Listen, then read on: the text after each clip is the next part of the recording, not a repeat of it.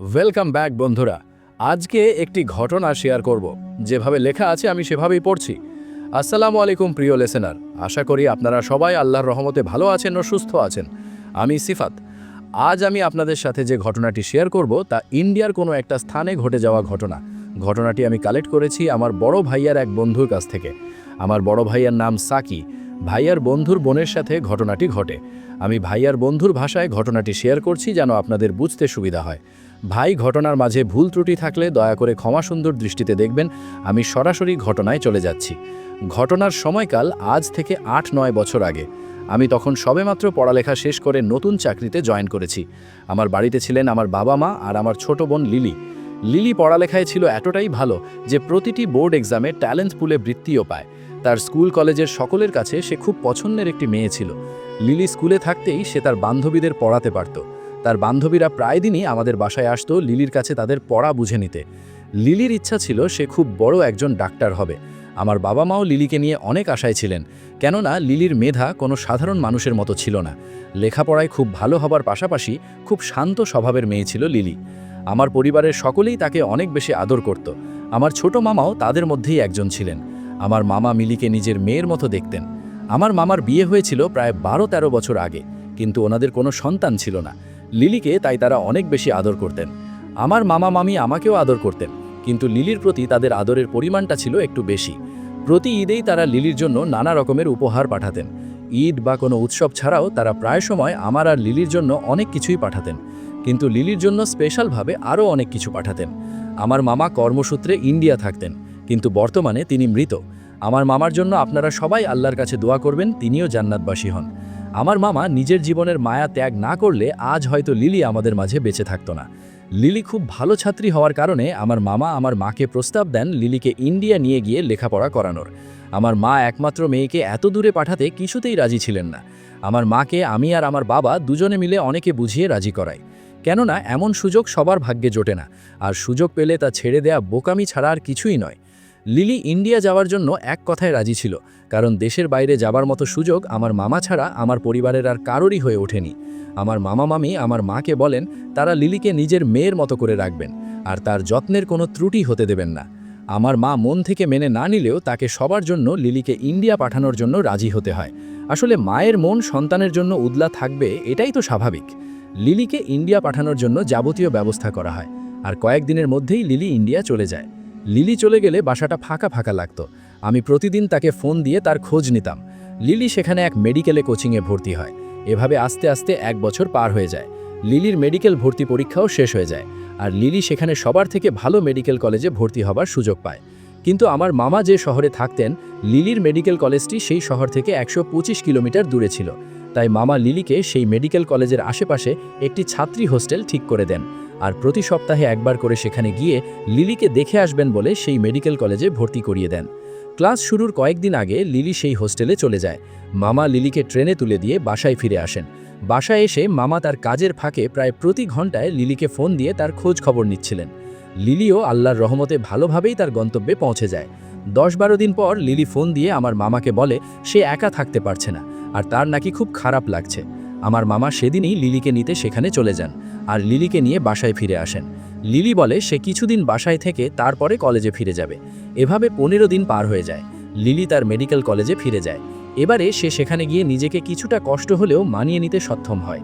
Lily হোস্টেলের যে রুমে থাকতো সেই রুমটি ছিল ছোট একটি রুম। হোস্টেলটা খুব বেশি বড় ছিল না, আর রুমগুলো ছোট ছোট ছিল। এজন্য সকলেই সিঙ্গেল রুম নিয়েই থাকতো। লিলির হোস্টেলের সকলেই ছিল তার কলেজের স্টুডেন্ট, আর প্রায় সকলেই নতুন প্রথম বর্ষে ভর্তি হয়েছিল। হোস্টেলে যে কয়েকজন বড় আপু ছিল তারা লিলি ও তার বান্ধবীদের একটা ব্যাপারে সতর্ক করে দেয়। তারা বলে রাত 3টের পর দরজায় আওয়াজ পেলে দরজা না খুলতে, আর তাদের পড়া নিয়ে কোনো সমস্যা থাকলে তারা চাইলেই আপুদের কাছে হেল্প চাইতে পারবে। দরজা খুলতে না করার কারণ জিজ্ঞাসা করলে আপুরা বলেন যা বলছি তাই করো, এর বেশি কিছু জানতে চাইবে না। সিনিয়র হিসেবে আমাদের দায়িত্ব তোমাদের জানানোর। আমরা আমাদের দায়িত্ববোধ থেকে তোমাদেরকে কথাটা বললাম, বাকিটা তোমাদের ইচ্ছা। তারা চলে গেলে লিলি তার আশেপাশের রুমে কয়েকজনের সাথে পরিচিত হতে থাকে। পরিচিত হয়ে আড্ডা দিতে দিতে রাত 12টা বেজে যায়। লিলি সেদিন তার রুমে ফিরে এসে ঘুমিয়ে পড়ে। পরদিন থেকে নিয়ম করে কলেজে যাওয়া, ক্লাস করা, ক্লাস থেকে ফিরে এসে বান্ধবীদের নিয়ে রান্না করা, খাওয়া, এসবের পর বাকি সময় লিলি পড়ালেখা নিয়ে ব্যস্ত থাকত। লিলি শুরুর দিকে 15 দিনের মতো বাড়িতে থাকায় তার পড়া বুঝতে কিছুটা সমস্যা হচ্ছিল। আপুদের কাছে সাহায্য চাইবে কিনা ভাবতে ভাবতে সে প্রতিদিন রাত জেগে সেই পড়া বোঝার চেষ্টা চালিয়ে যেতে থাকে। প্রতিদিন রাত প্রায় 2:30টা পর্যন্ত সে লেখাপড়া করে ঘুমিয়ে যেত। এভাবেই তার দিনকাল ভালোই চলছিল। দেখতে দেখতে তার পরীক্ষার সময় নিকটে চলে আসে, বিধায় সে রাত প্রায় 3:30 পর্যন্ত লেখাপড়া শুরু করে। এভাবে একদিন একটা টপিক সে বোঝার চেষ্টা করতে করতে রাত প্রায় 3টে বেজে যায়। 3:15 দিকে তার দরজায় 3বার নক করে কেউ। লিলি বিরক্ত হয়ে দরজা খুলে দেখে একটি মেয়ে দাঁড়িয়ে আছে। সে নিজেকে আঁচল ছদ্মনামে বলে পরিচয় দিয়ে বলে সে 3য় বর্ষে পড়ছে লিলিদের কলেজে, আর সে নাকি এই হোস্টেলেরই 14 নাম্বার রুমে থাকে। জুনিয়রদের কিছু বুঝতে অসুবিধা হলে সে সবাইকে নাকি হেল্প করে। তখন লিলির মনে পড়ে যায় আপুদের কথা। আপুরা বলেছিল কোনো বিষয় নিয়ে তাদের কাছে হেল্প চাওয়া যাবে। লিলি মনে মনে একটু খুশি হলো। সে আঁচলকে ভেতরে এনে বসিয়ে তার কিছু পড়া বুঝতে সমস্যা হয় বলায় আঁচল তাকে সব কিছু খুব সহজে আর সুন্দরভাবে বুঝিয়ে দেয়। লিলি খুব খুশি হয় বড় আপুর কাছে সাহায্য পেয়ে। বাসায় ফোন দিয়ে সে আঁচলের অনেক প্রশংসা করত লিলি। আঁচল আস্তে আস্তে তাকে রোজ পড়াতে আসত। লিলির সাথে আঁচল মাঝে মাঝেই নিজের লাইফের কিছু ঘটনা শেয়ার করত। সে বলেছিল তার নাকি বিয়ে হয়ে গেছে আর তার 7 বছরের একটি মেয়ে আছে। তার হাজব্যান্ড কয়েক বছর আগে নাকি রোড অ্যাক্সিডেন্টে মারা যায়। এরপর থেকে আঁচল টিউশন পড়িয়ে নিজের আর মেয়ের খরচ বহন করে। তাকে নিয়ে জিজ্ঞাসা করে সে এখানে তার মেয়েকে ছাড়া একা কেন আছে। আঁচল লিলিকে বলে তার মেয়ে তার বাবা মার কাছে থাকে। এভাবেই তারা নিজেদের সুখ দুঃখের কথা একে অপরের সাথে শেয়ার করত। আস্তে আস্তে লিলির সাথে আঁচলের অনেক ভালো সম্পর্ক তৈরি হয়। লিলি অনেকটাই আঁচলের উপর নির্ভরশীল হয়ে পড়ে। কিছুদিন পর কলেজে এক আপুর সাথে বসে লিলি কিছু পড়া বুঝে নিচ্ছিল। সে দেখে দূরে আঁচল দাঁড়িয়ে আর কিছুটা অভিমান নিয়ে তার দিকে তাকিয়ে আছে। লিলির বিষয়টা খারাপ লাগে। তখনই সেখান থেকে উঠে হোস্টেলে চলে আসে। সেদিন রাতে আঁচল আর লিলির কাছে আসেনি। লিলি ভেবেছিল আঁচল হয়তো রাগ করেছে তাই আসেনি। সে একবার আঁচলের রুমে গিয়ে তার সাথে কথা বলবে ভেবে 14 নম্বর রুমের সামনে গিয়ে দেখে রুমের তালা দেয়া। অনেক রাত হওয়ায় সে আর কারো কাছে কিছু জিজ্ঞাসা করার সুযোগ পায়নি। পরের দিন সকালে আঁচলকে এসে পর্যায়ে ক্যান্টিনের একটি চেয়ারে বসে থাকতে দেখে তার কাছে গিয়ে গতরাতে কেন আসেনি বা কেন রুমে ছিল না সেটা জানতে চায়। আঁচল মুচকি এসে বলে তার মেয়ের জন্মদিন, সেজন্য সে বাড়ি গিয়েছিল, তাই সে আসতে পারেনি। লিলি আঁচলকে আজ আসতে বলে, কেননা তার পরীক্ষার জন্য কিছু পড়া বাকি ছিল যা বুঝতে তার সমস্যা হচ্ছিল। আঁচল তাকে আসবে জানিয়ে তার ক্লাসে দেরি হয়ে যাচ্ছে বলে ক্লাসে চলে যায়। লিলিও ক্লাসে যাওয়ার জন্য চেয়ার থেকে উঠে দাঁড়াতেই দেখে তার কয়েকজন বান্ধবী তার কাছ থেকে কিছুটা পেছনে দাঁড়িয়ে আছে। লিলিকে তারা মজা করে বলতে থাকে সে কার সাথে কথা বলছিল। লিলি উত্তরে বলে সে আঁচল আপুর সাথে কথা বলছিল। এই কথা শুনে তার বান্ধবীরা হাসতে থাকে। তারা বলে কানে ইয়ারফোন লাগিয়ে একা একা এখানে বসে সে আঁচল আপুর সাথে কথা বলছিল, এইটা তারা মানতে নারাজ। লিলি মনে করে তার বান্ধবীরা তার সাথে মজা করছে, তাই সেও হাসাহাসি করতে করতে ক্লাসে চলে যায়। ক্লাস করে রুমে ফিরে আসে লিলি। সেদিন রাতে আঁচল তাকে পড়াতে আসে। আঁচলকে তার প্রতি কিছুটা বিরক্ত দেখাচ্ছিল। লিলি কারণ জানতে চাইলে আঁচল বলে সে কেন আরেকজনের কাছে তার সমস্যা নিয়ে গেছে, আর কেনই বা লিলি তার বান্ধবীদের কাছে আঁচলের কথা বলেছে। লিলিকে সে বলে তার বান্ধবীদের সাথে না মিশতে আর অন্য কারো কাছে হেল্প না চাইতে। কিছুটা অবাক হলেও সে তার কথা মেনে নেয়, কেননা সে বাড়ি থেকে এত দূর এসেছে শুধুমাত্র লেখাপড়ার জন্য। লিলি আরও খেয়াল করতে থাকে আঁচল যখনই তার রুমে আসতো তখনই রুমের তাপমাত্রা কমে যেত আর খুব হালকা একটা বাজে গন্ধ তার নাকে ভেসে আসতো। সে আঁচলকে জিজ্ঞাসা করলে আঁচল বলতো সে কোনো গন্ধই পাচ্ছে না।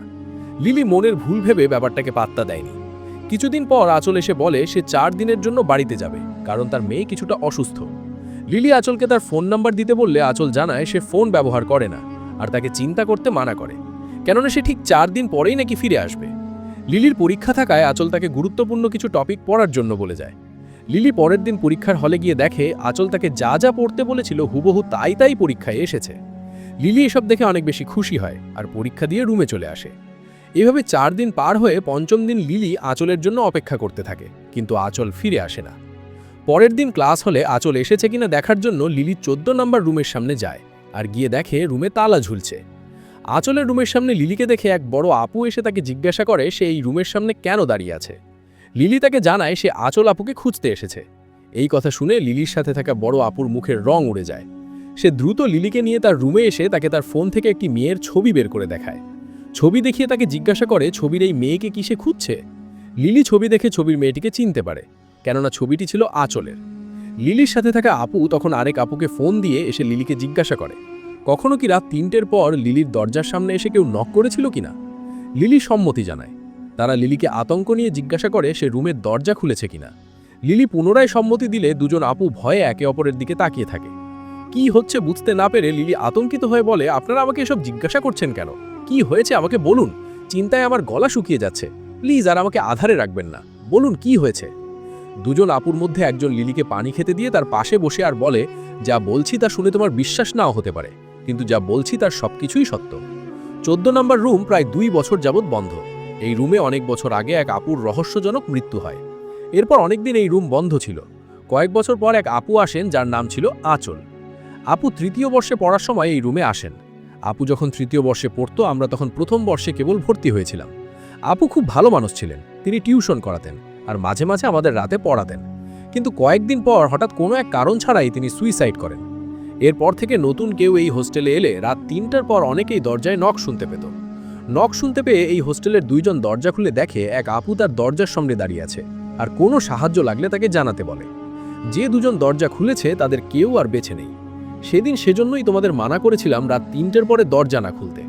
হোস্টেল কর্তৃপক্ষ নিষেধ থাকায় আমরা তোমাদের এসব জানাইনি, কিন্তু সাবধান করেছিলাম তোমাদেরকে। তুমি যত দ্রুত সম্ভব বাসায় চলে যাও, এখানে থাকলে কি হবে আমরা কিছু বলতে পারছি না। এই কথা শুনে লিলির পায়ের নিচ থেকে মাটি সরে যায়। চোখের সামনে যেন নেমে আসে অমাবস্যার কালো অন্ধকার। জীবনের আলোকে গ্রাস করে নিচ্ছে সেই আধার। লিলি ভয়ে সেখান থেকে রুমে এসে তার মামাকে ফোন দিয়ে এসব জানায়। লিলি যখন মামাকে ফোন দেয় তখন বিকেল 5টার একটু বেশি বেজেছিল। মামা লিলিকে ভয় না পেয়ে সব গুছিয়ে নিতে বলেন আর বলেন তিনি দ্রুত এসে লিলিকে নিয়ে যাবেন। লিলি প্রচণ্ড ভয়ে তার জিনিসপত্র গুছাতে থাকে। কিছুক্ষণ পর মাগরিবের সময় হয়ে যায়, নেমে আসে কালো অন্ধকার। লিলি সব গুছাতে গুছাতে হঠাৎ তার দরজায় নক আসে। সে দরজার ছোট অংশ দিয়ে তাকিয়ে দেখে আঁচল দাঁড়িয়ে আছে। দরজার সামনে লিলি প্রচণ্ড ভয়ে একরকম বোবা হয়ে যায় আর অনেক চেষ্টা করেও কোনো আওয়াজ করতে পারছিল না। এমন সময় তার রুমের লাইট নিভে যায়। সে ভয়ে রুমের এক কোনায় জড়সড় হয়ে বসে আল্লাহকে ডাকছিল। এমন সময় সে শুনতে পায় তার কানের কাছে এসে কেউ ফিসফিস করে বলছে, কি হলো, আজ পড়বে না? আমি তোমাকে পড়তে এসেছি। লিলি এইসব নিতে না পেরে একসময় সেন্সলেস হয়ে যায়। তার জ্ঞান ফিরলে সে দেখে তার রুমে কোনো আলো নেই। সে হাতড়ে হাতড়ে উঠে দাঁড়ানোর চেষ্টা করতে থাকে আর তার হাত কিছু একটাতে গিয়ে লাবে। লিলির মনে হচ্ছিল তার হাত প্রচণ্ড ঠান্ডা, কিছু একটা লেগেছে যা ছিল অনেক লোমশ কিছু। লিলি ভয়ে সেখান থেকে হাত সরিয়ে পিছনে যেতেই আবার কিছু একটা ধাক্কা লাগে। লিলি হাত দিয়ে দেখে তার হাত কিছু একটার মুখের মধ্যে লেগে আছে আর তার হাতে আঠার মতো কিছু একটা লেগে আছে। তখন হুট করে তার রুমের লাইট জ্বলে ওঠে আর লিলি যা দেখে তা দেখার জন্য সে প্রস্তুত ছিল না। লিলির গা সম্পূর্ণ অবশ হয়ে যায়।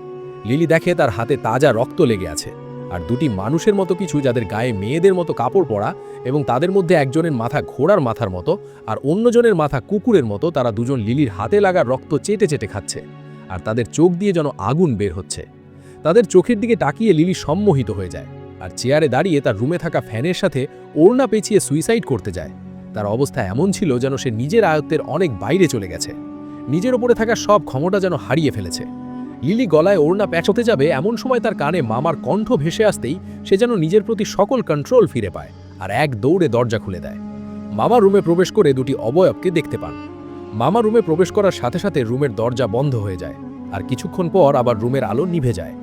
লিলি ও মামা দুজনেই শুনতে পায় তাদের কানে কেউ ফিসফিস করে বলছে, লাভ নেই, লাভ নেই। মামা কাঁদতে কাঁদতে বলেন, না, আমার মেয়েকে নিও না, আমার মেয়েকে মেরো না, ও অনেক ছোট, আমার নিজের সন্তান নেই, এই মেয়েই আমার সব কিছু। ওর কিছু হলে আমিও আমার স্ত্রী এমনিতেই মরে যাব। এর থেকে আমাকে মেরে আমার মেয়েকে যেতে দাও, দয়া করে আমার মেয়েকে তোমরা মেরো না। মামার কথা শেষ হতে না হতেই প্রচণ্ড শব্দে দরজা খুলে যায় আর কেউ যেন লিলিকে দরজার বাইরে ছুঁড়ে ফেলে দেয়। আবার দরজা বন্ধ হয়ে যায়। লিলি ব্যথায় চিৎকার করতে থাকে। হোস্টেলে উপস্থিত সকলে লিলির রুমের সামনে এসে দেখে লিলি পড়ে আছে দরজার সামনে আর লিলির রুম থেকে মামার চিৎকার ভেসে আসছে। কিছুক্ষণ পর সব থেমে যায় আর রুমের দরজা আপনা আপনি খুলে যায়। রুমে প্রবেশ করে সকলে দেখে মামার গলায় লিলির ওড়না পেঁচানো। কেউ ওড়না পেঁচিয়ে অনেক জোরে টান দিয়ে আমার মামাকে মেরেছে। আমার মামার চোখ প্রায় বেরিয়ে গিয়েছিল, তার চোখ দিয়ে রক্ত পড়ছিল আর জবাই করা পশুর মতো জিভ বের হয়েছিল। সেদিন হোস্টেলের স্টাফদের সাহায্যে মামার লাশ বাসায় পাঠিয়ে দেওয়া হয় আর লিলিকে তার নিজের মেডিকেল কলেজে ভর্তি করা হয়। অনেক সাক্ষী থাকায় কোনো পুলিশ কেস হয়নি। পুলিশ এসে সবার কাছ থেকে স্টেটমেন্ট নিয়ে চলে যায়। সুস্থ হলে লিলি বাংলাদেশে ফিরে আসে। আমার মামি বর্তমানে আমাদের সাথে থাকেন। লিলি তার বাকি পড়াশোনা বাংলাদেশেই শেষ করে আর ডাক্তারি পাশ করে বর্তমানে অস্ট্রেলিয়ায় তার স্বামী সন্তান নিয়ে আছে। কিন্তু সেই ঘটনা সে আজও ভুলতে পারেনি। এখনও মাঝে মাঝে আমার মামাকে স্বপ্নে সেদিনের অবস্থায় দেখে সে চিৎকার দিয়ে ওঠে। আমিও আমার পরিবার আমার মামার প্রতি চরম কৃতজ্ঞ, কেননা আমার আদরের ছোট বোন আমার মামার জন্যই আজ পৃথিবীর আলো বাতাস উপভোগ করছে। এই বলে আমার ভাই আর বন্ধু তার বোনের সাথে ঘটা ঘটনাটি শেষ করেন। ঘটনাটি বাস্তব জীবনে ঘটে যাওয়া একটি ঘটনা। ঘটনাটি লিসনারদের কাছে কেমন লেগেছে জানাবেন। আমি জানি না, কিন্তু যার সাথে ঘটনা ঘটছে তার জায়গায় নিজেকে একবার রেখেই দেখুন কেমন লাগে। এই ছিল আমার ঘটনা। সবশেষে লিসনারদের কাছে আমার একটাই অনুরোধ, আর তা হলো দয়া করে সবাই স্বাস্থ্যবিধি মেনে চলুন। তো সবাই ভালো থাকবেন। আল্লাহ হাফেজ।